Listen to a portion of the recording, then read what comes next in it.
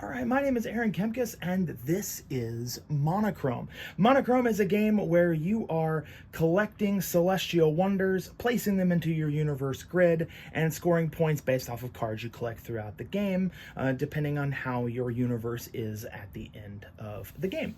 So the way that this works is I skipped the beginning part just in the interest of time here, but you would actually flip these tokens like a coin, each player would, and that determines what the player is going for first, and I'll explain that here in a second. You also have two starting dice that you have to place one in each of the opposite corners. So you could have done something like this, or you could have done something like this, you could have done something like this.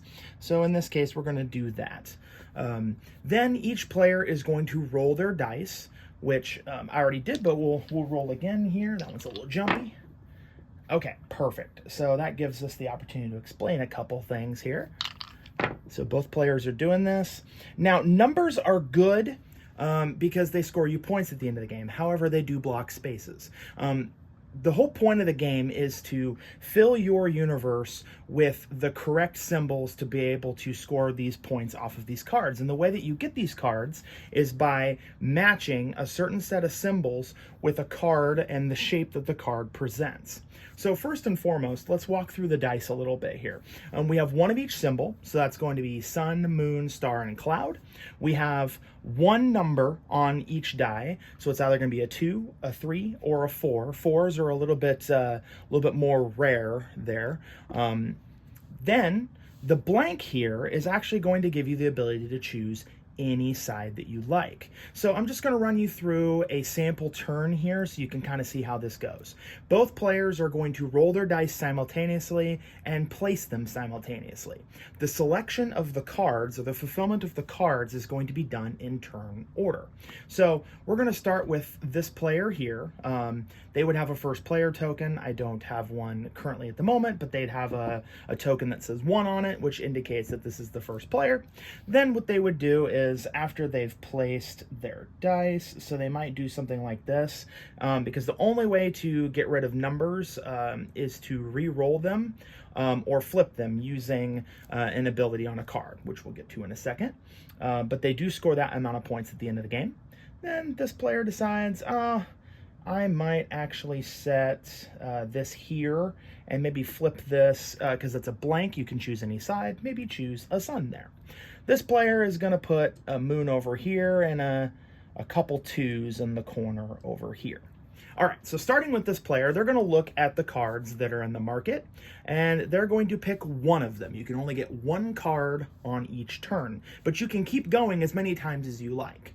So let's just say this player decides that they want to go for this card right here. This card right here says at the end of the game, you're going to get one for every cloud in your universe. And then also, in order to get it, you have to have 2 different symbols next to each other and remove one of them. So in this case, the player is going to remove the sun. The sun will go back into the bag to be rolled again, and they'll have this card in front of them. This means right now, if it were the end of the game, they would score 1 point for each of their clouds, and then these 5 points here for the numbered dice. After you fulfill a card, you flip it. You flip the set token here, and now I have to have the same symbol. So we'll show you how that actually works here in a second. So this player over here is going to decide, all right, well, I have 2 different ones right here. I'm going to, and you have to do it based off of the orientation. So if they decide they don't want the moon, they could take the sun out, return it to the bag. Now they have this card, which means 1 point for every moon they have at the end of the game in their universe grid. And then they flip their token as well. And you'll alternate back and forth until all players pass on cards. But this player doesn't want to pass because they actually see something really intriguing here. They could take this card, and I'll explain why you want to take this card. Basically, it's 2 for every sun, even though they have to remove both of those dice, which helps them score this card. They'll get 2 for every sun and this rotate ability. So that rotate ability is nice because it lets you do one of 2 things.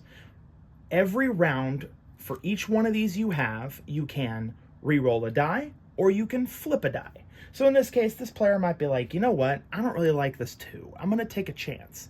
If you flip a 2, you get to pick any symbol. If you re-roll it, you can get any symbol you like. On a number die, it's almost always a good idea to flip it over to its blank, so you can pick any symbol you like. So they're actually going to pick a sun, which helps them with that card. This player, after they flip their set token back to all of them being different, because every card you collect, you have to do that. We go over to this player now, and this player is going to see that they literally have no moves to complete. So the first player token would pass to the next player in turn order. Since this is a 2-player example, it would be this player here, and then each player is going to roll 3 dice and place dice again. So that's actually a good one. If you're going to have numbers, you might as well get a 4. So what they're going to do here is they're going to place this 4 over here, and they're going to put 2 suns down here in anticipation of a future move where they could actually do this. Since they're first player, they're going to decide to do nothing here. They're building for something in the future. This player is going to decide that they want to do, since they have to do different, they're going to do a sun, and then they might do something like a star here, and they'll place their 2 down here. Now, they're going to look over here and see that they have some options. This player does not have any options, so they'll pass to the next player. In this case, this player is going to grab this card, and forgive my printer. My printer is a little shifty sometimes. When you look at this right here, you're going to have to match the shape. So we would remove the moon in order to acquire this card. And all of them were different. We had a star, a moon, and a sun. We're going to flip this back over. And now this player has this, which means at the end of the game, they're going to get 2 for every sun here and 2 for every sun here. And then we'll go back over to this player. This player is going to decide, nah, I can't do anything. I was kind of hoping something would come out. That's part of the strategy of actually skipping, is deciding to skip and hoping something comes out of the row, and it does not.